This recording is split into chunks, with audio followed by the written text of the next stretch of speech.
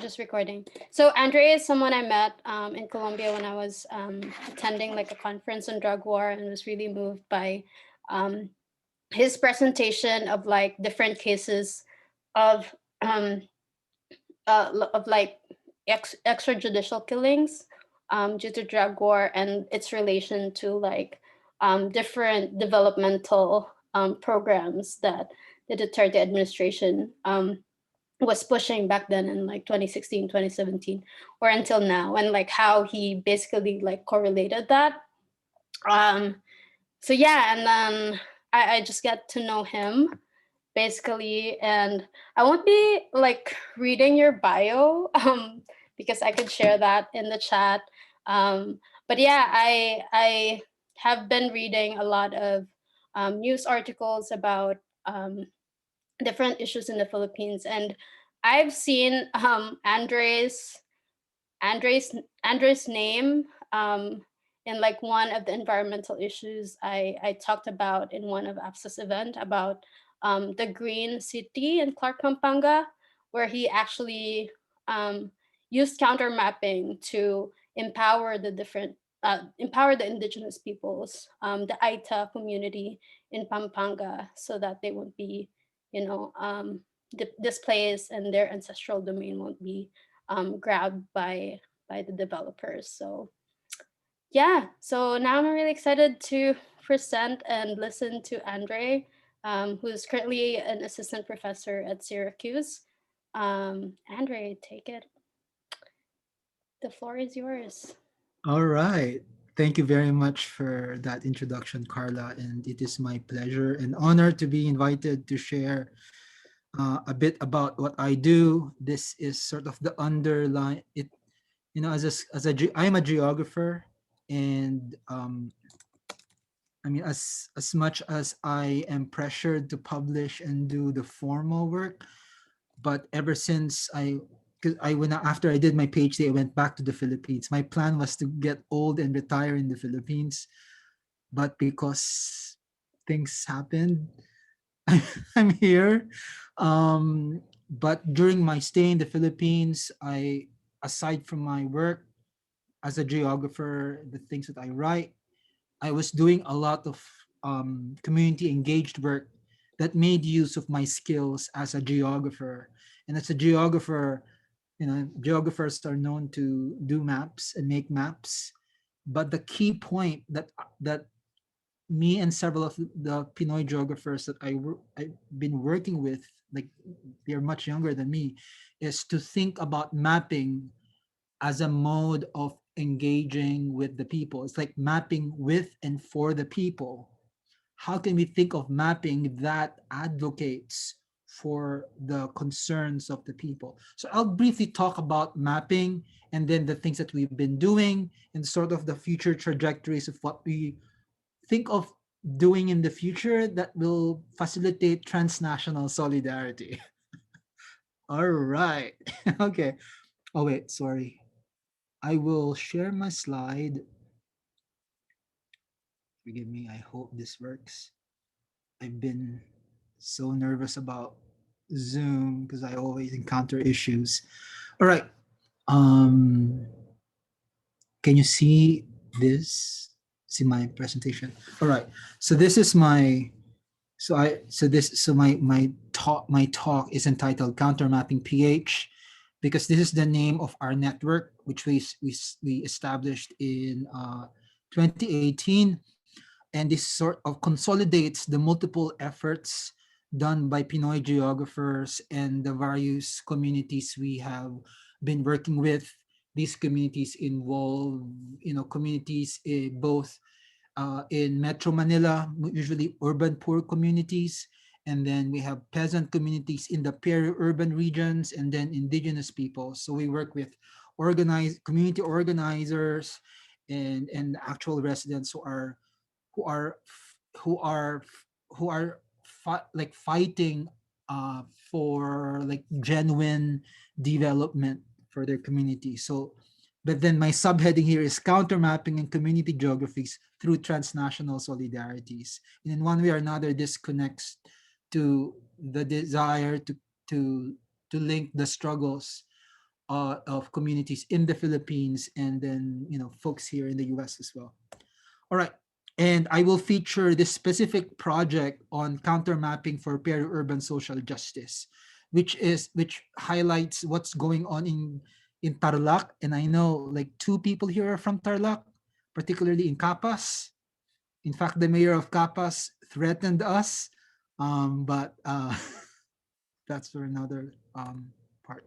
So this countermapping for peri-urban social justice, the main aim of which is to propose countermapping as a participatory project. And like what I said earlier, mapping that works with communities versus mapping the communities. And then we also this project aims to advocate for progressive mapping, one that aids in the struggle of marginalized communities against development aggression, particularly development projects that go against the welfare of many of these communities. And then we also wanted to develop mixed media countermapping methodology that will engage the public, multiple publics, mapping that is not just produced in, or that is not just placed in technical reports, but something that will engage the public and champion the campaigns of communities. So first, I'd like to start with what are maps and what is mapping. I want to emphasize the what a lot of critical cartographers are saying for the past decades is that maps are never value-free images. Maps tend to portray as if it gives the precise location, but in reality, maps are really an articulation of a particular vantage point of space. And we know this that maps have been tied to how we view space from a particular perspective, from the top down, using a coordinate system and so on and so forth. So it's a particular viewpoint that some scholars would argue are colonial, and has been linked to a lot of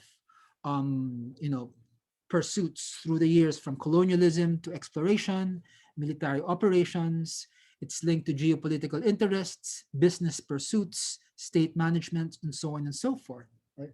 So in one way or another, mapping has this messy history when it comes to the concerns of marginalized populations or groups. Um, and as we all know, maps are used for propaganda. This is a map that I called from Time magazine. This was during the time, the McCarthy era, wherein it was the height of the Cold War era, and maps was really used to promote Red Scare.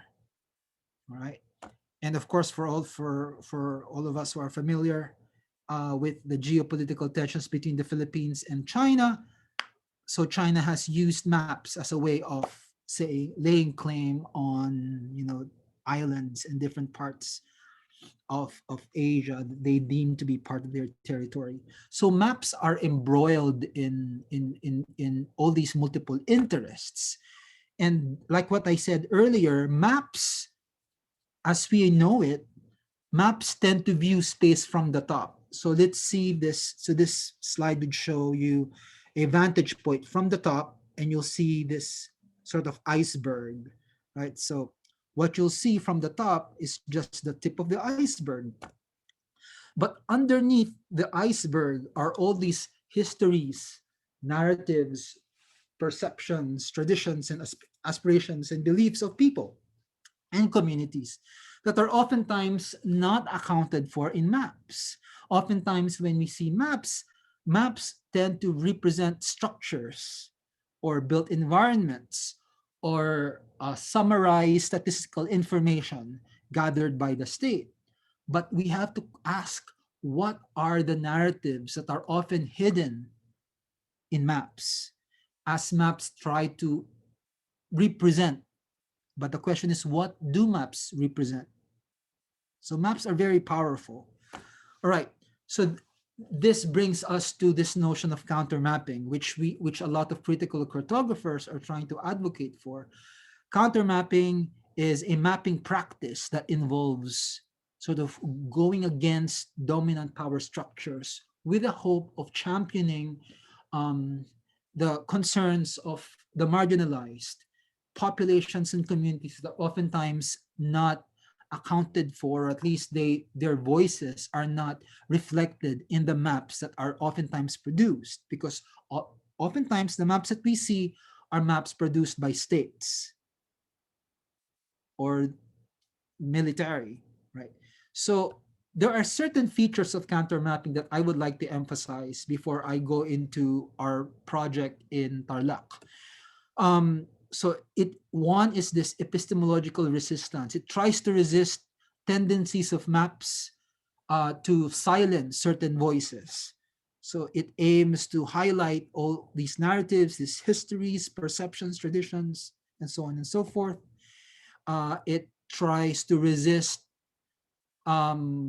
tendencies of of dominant mapping practices to silence certain voices, and that is by communicating the maps that are collected or at least produced with communities and communicating it to the public.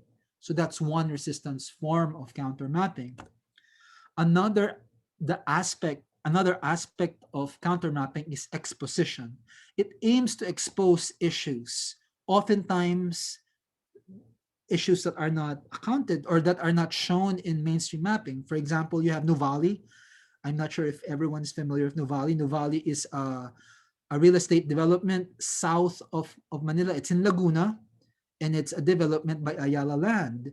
And during like the 2010s, it was during this time when there was a lot of excessive promotion of Nuvali to a lot of middle class Filipinos who could afford, and they produce all these maps. But underlying these maps are all these issues involving farmers who are being displaced. So the counter mapping aims to expose, and this is a picture taken during one of our trips with geography students. And right now, this community is being harassed again. So we produce different maps that aim to identify some of the clashes involving or locating clashes involving the military and the farmers in the area. And then we identified illegal cutting of coconut trees and the picket lines and so on and so forth. And the class created a blog to help um, the campaign of the farmers. Another aspect of countermapping is to ground the contradictions of mainstream mapping produced by urban planners or the governments and the voices of the people. For example, this is Apeco, which is in Aurora province. It's a development uh, project that it's actually enshrined in the constitution because of the Angaras. So it aims to promote Aurora as the gateway to the Pacific, and it and I'm trying not to say the name of an urban planner involved in this, but this prominent urban planner developed maps for this development project, and they developed these zones and identified places that they will build. And we went to these places and we worked with indigenous peoples in Casiguran, Aurora, which is covered by this development project. And what we have seen are all these places that are dear to these communities, from fishing grounds, burial grounds, recreational spaces. And what we did was we actually printed the master plans. And this is the problem in the Philippines. A lot of these maps produced by planners and the governments, by the government, these maps are not communicated to the actual people who will be affected by these maps. So when we printed these maps and we used our phones, mobile phones, to identify the places where they are planning to build a hotel, the residents were irritated and laughing as well, because they could not understand how they would build a hotel in that part of their village, or how they would build a set of cottages. So it, in one way or another, counter mapping, uh, with this particular project, we sort of grounded the contradiction and the absurdity of these maps produced by the government. So like this is one of the maps that we showed and printed, and the people that we worked with were just could not understand how they would be able to do this. But then again, this project already has, it already amassed like millions of pesos, right? And when we identified places where where these projects will be built on, all right. Another aspect of counter mapping that we want to champion is consolidation. When we say consolidation, it enables us to consolidate uh, knowledges, indigenous knowledges about the area. Oftentimes, when communities don't like, when different residents don't see eye to eye, or there are different narratives, doing participatory mapping enables the gathering together of different residents, and then they get to pull together all their knowledges, local knowledges. And last aspect of counter mapping, at least for us, is to engage the public. We wanted to engage the public. For us, mapping maps are modes of communication. At the end of the day, maps are visual tools to engage the public. The question is, what are we using maps for, right? What is it for? How and who is the public that we're engaging with? So this is an example of a class in the geography department in the University of the Philippines, where they use the material that we that we sort of gathered in collaboration with peasant community in Canlubang. This is where Novali is located, and they created a series of maps, some of which they printed and gave to the community, and then some they they put this in a blog spot. This is in 2010. So it's been a while. Um, so there were efforts to engage the public. Another project that we sort of got into is Lugar. This is a mixed arts counter mapping project wherein we I partnered with a theater arts class, and since me and my friend who just finished her PhD in geography, but she was in theater arts before, and we sort of and we are we partner with Kadamay, which is an urban poor organization in the Philippines, and we did a series of mixed arts project that aims to counter map the maps of master plans, or maps of urban planners that tend to erase the urban poor community. So for us, doing a mix of theater and live maps and live art performances was a form of counter mapping to argue that there are people living in this area, and the people here are have lives and are productive and are normal. All right. So that was our sort of a different way of mapping for us, which is giving life to bodies. So it has a more humanistic dimension to it. So for us, we've been aiming to engage the public through various forms like exhibits, online maps, memes, poster maps. Um, there was a time when we were encouraged to use some of these maps as a means of arguing for a legal claim, but that didn't push through. Then some of these maps also used as protest maps. We printed a lot of these maps in huge tarpaulin and placed them in these communities, right? And counter mapping as tradition has been heavily used in various parts of the world, actually, particularly with indigenous peoples who are advocating for their claims to land. And there are different forms of counter mapping that we can talk about later on as we when we have time to discuss. But right now, I would like to um, sort of show. So this is the cover page of our Counter Mapping Philippines website. So I think I gave a link to the website, but this is just uh, a clip of the cover. But we're trying to populate this, and we're sort of trying to consolidate the various efforts, grounded community efforts that people who are interested in mapping are doing.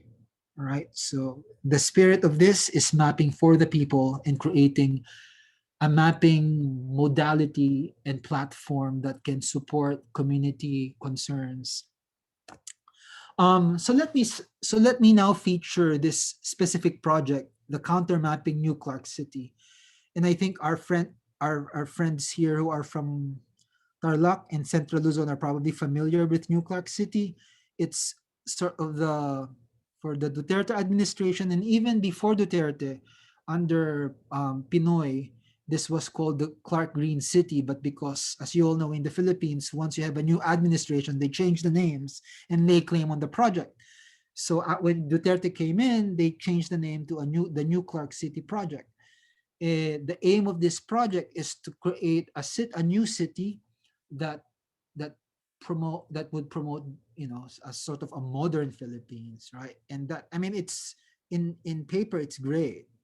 I mean, and some of the maps that they've produced are really glossy maps that aim to attract investors. And it's even used to engage OFWs and overseas Filipinos, saying that, hey, the Philippines is really moving forward. And this is part of Duterte's PP,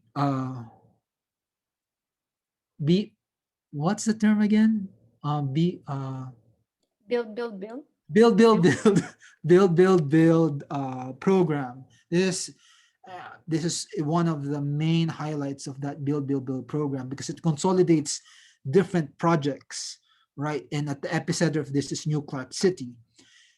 So it aims to create this metropolis in this part of Tarlac and parts of Pampanga, and it connects Clark Freeport, New Clark City in Tarlac, and other parts of that area.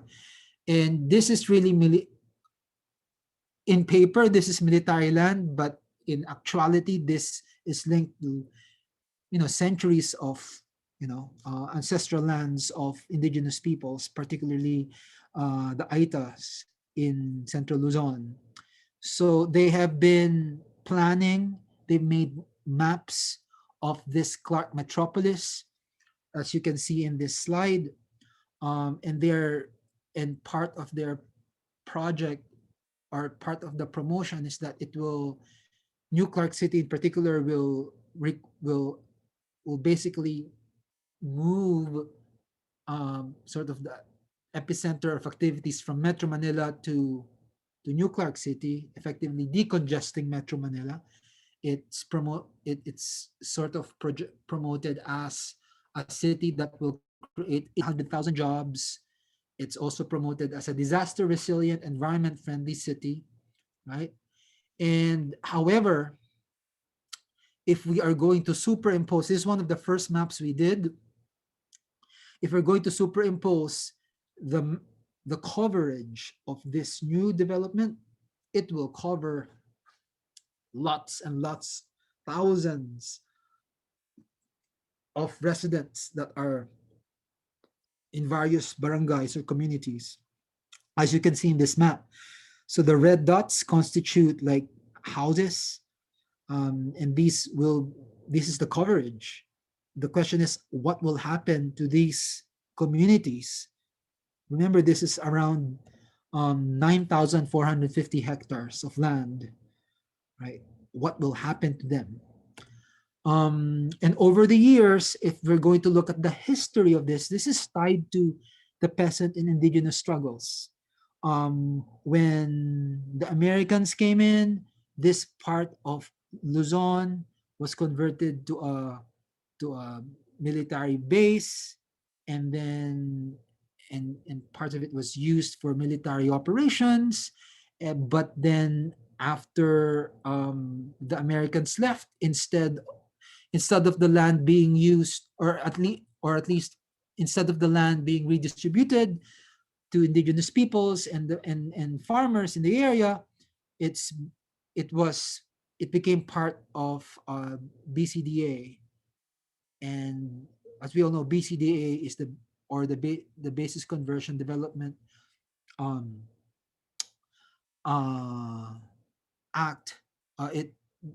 BCDA is a corporation that administers the different military lands that used to be American military lands and have been converted and had been transferred to the Philippine government. So what they did right now is to convert these military lands to urban development projects, right? With the aim of creating profitable developments that will attract more investments. The problem is a lot of these lands are I mean they house indigenous communities and a lot of peasant communities. So after converting these lands, what will happen?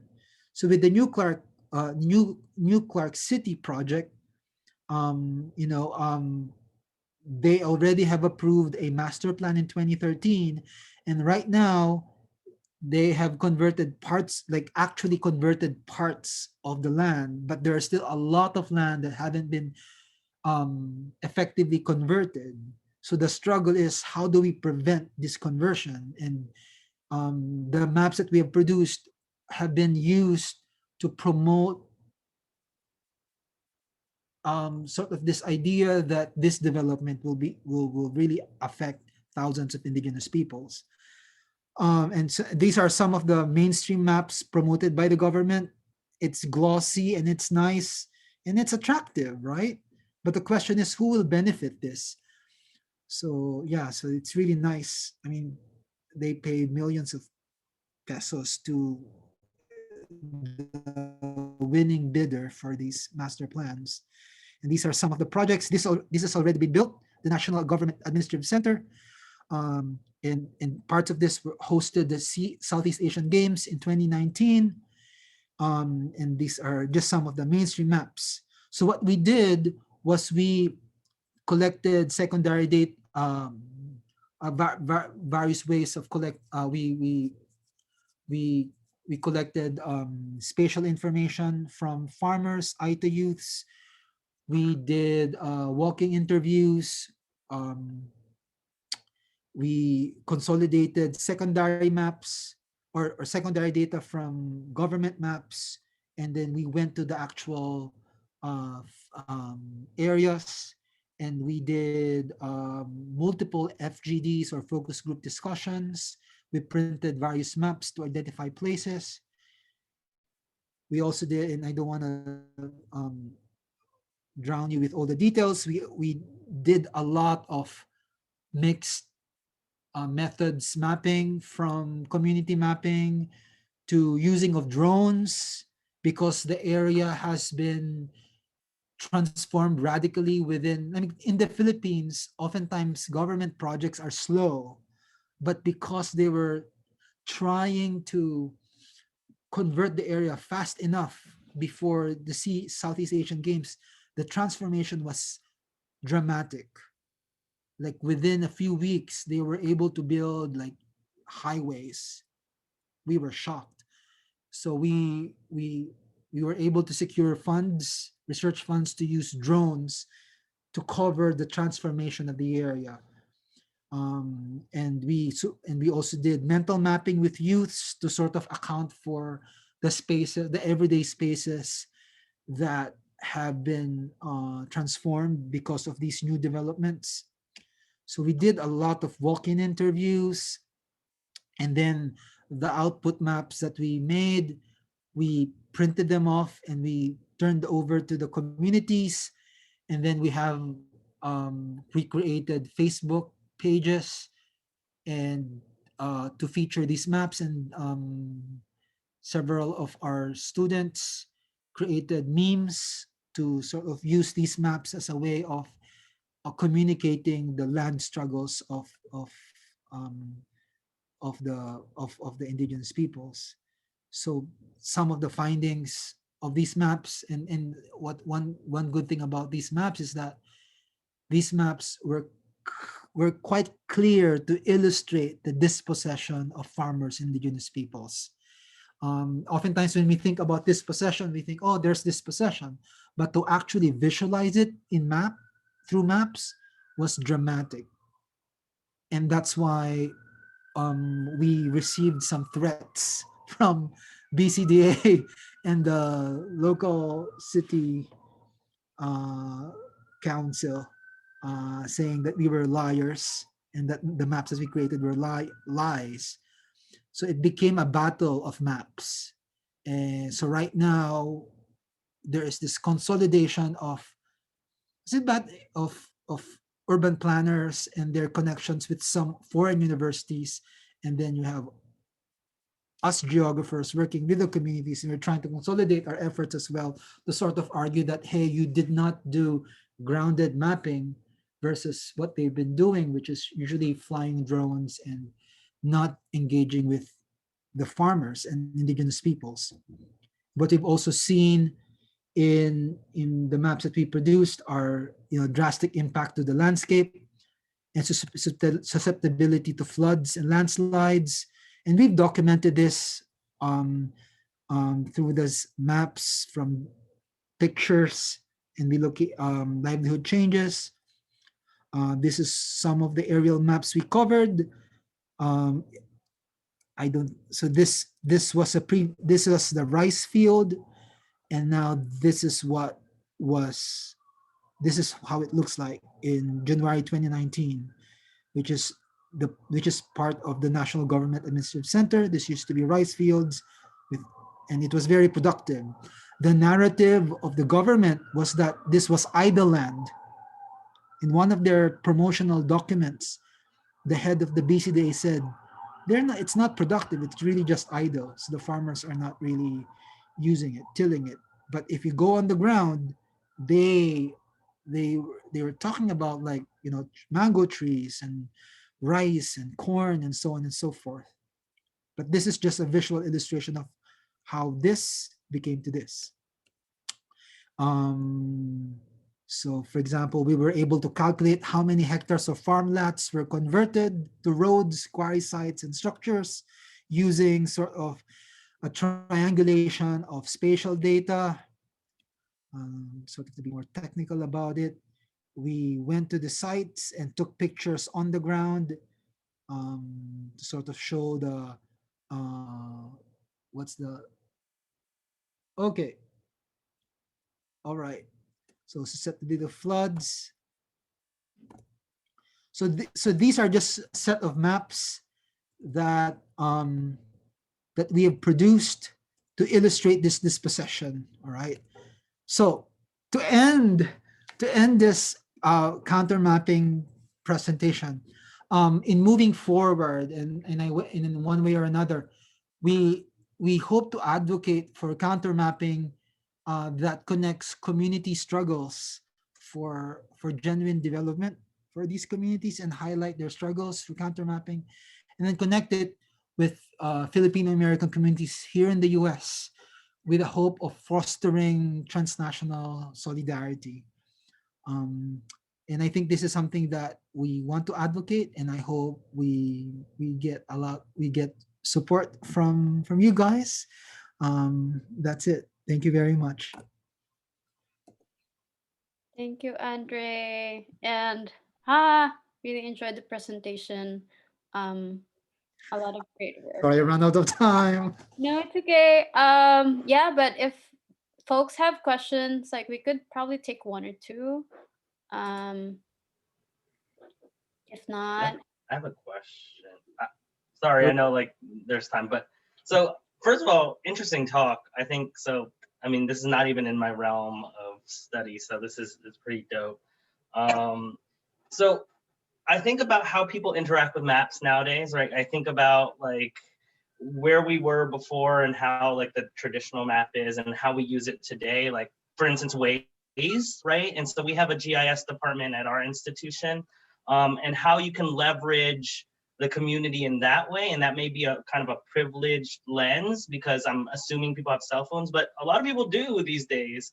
So like, can you talk a little bit about how you've used that in countermapping? I saw that it was a little subtitle GIS, but I know that when Waze, you kind of like alert people to police and like map people slow down when you're on the road. So that's in my ways a form of countermapping almost, but you can use it and leverage that in some ways in what you're doing.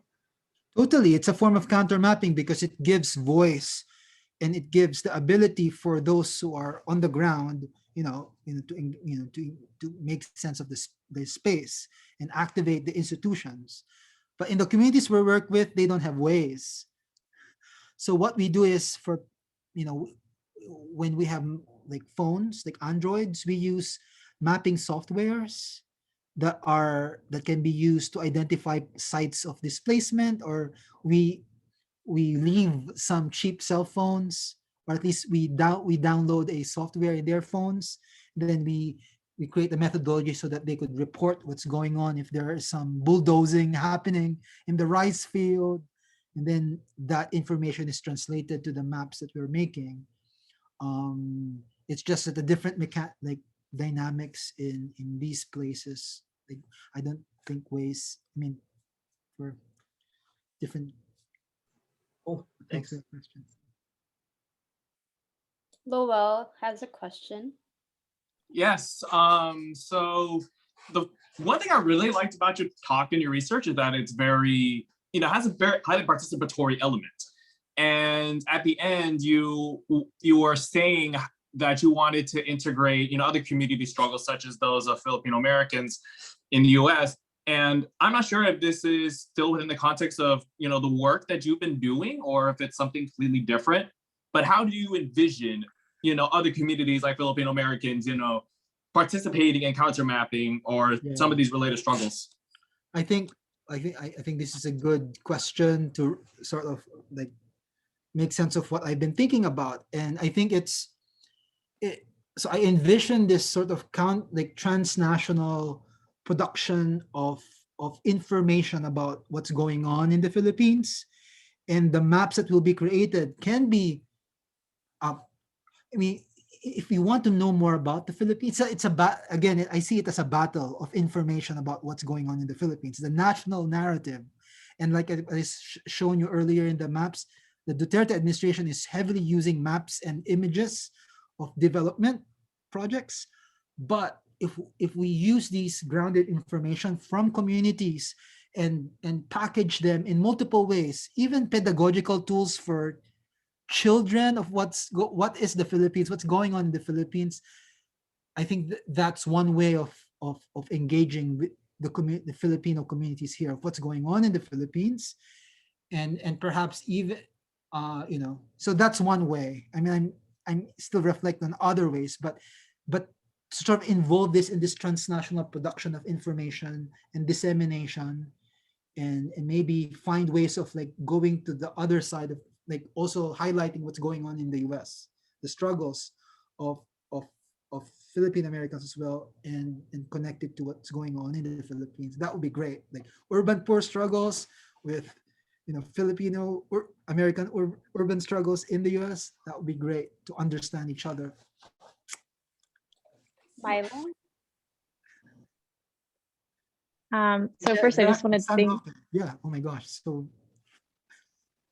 I just want to thank you. This was actually very enlightening, and for me, it provided a lot of validation because in my own line of work within state government, I know that mapping is very, very contentious and very political. So it's nice to see this context even abroad.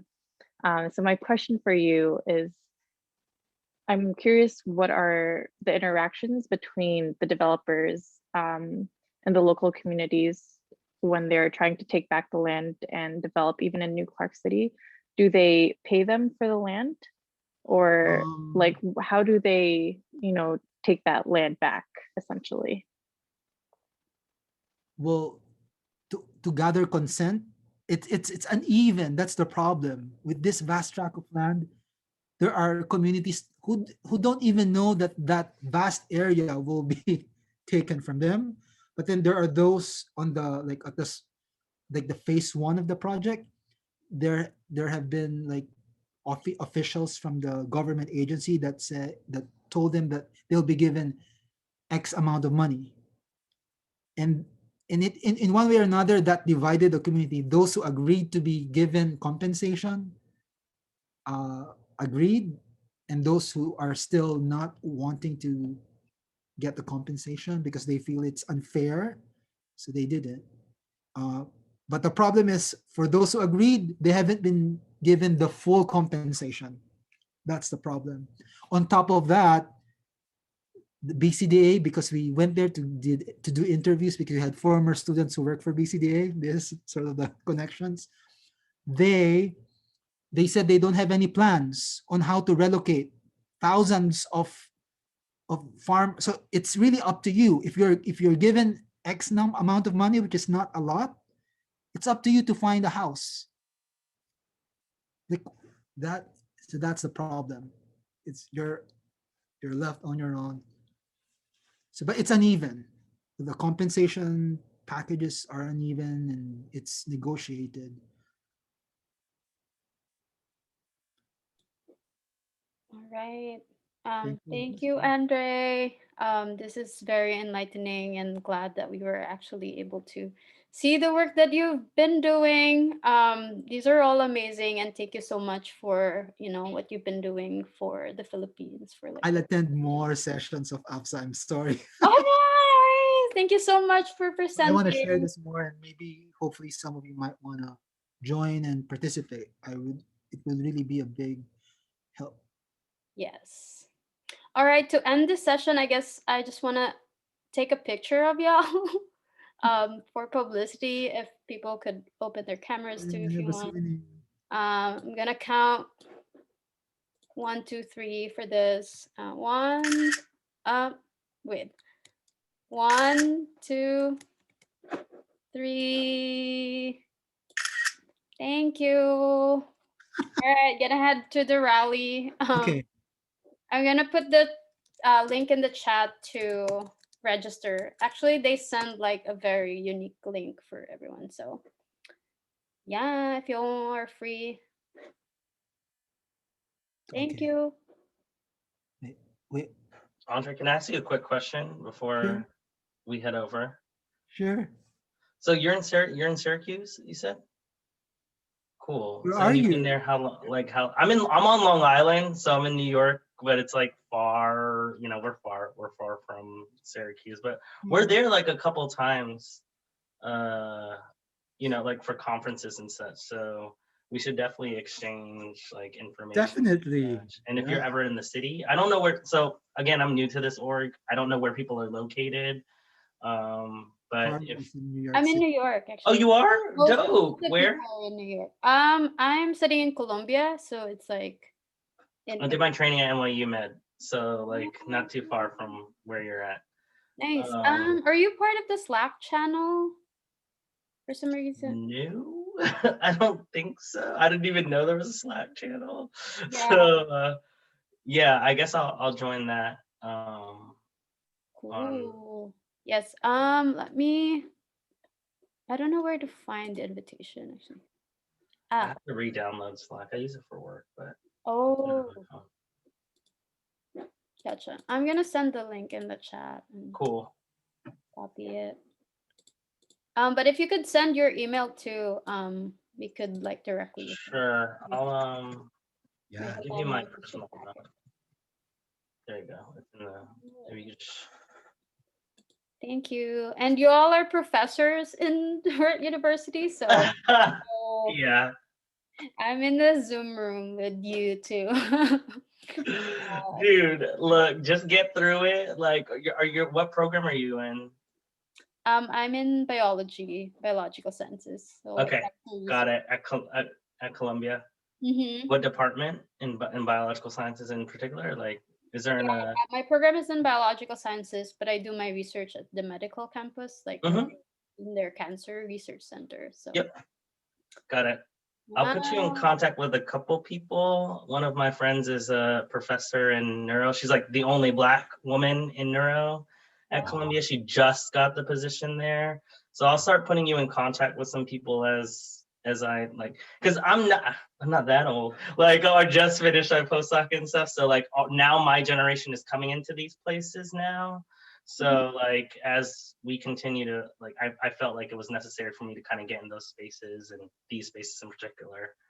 Once I had a breather from like postdoc and getting acquainted with my career and such. Cool. I'll definitely email you and connect too. Yeah, for sure. Anything that I could do to help in any way, whatever you need. All right. Yeah. Thank you, y'all. Have a good night. I'm gonna head out to another. Got it. Thanks for coming. Okay. Thanks, Andrew, for problem. presenting. Thank you. Salamat. Salamat. Salamat.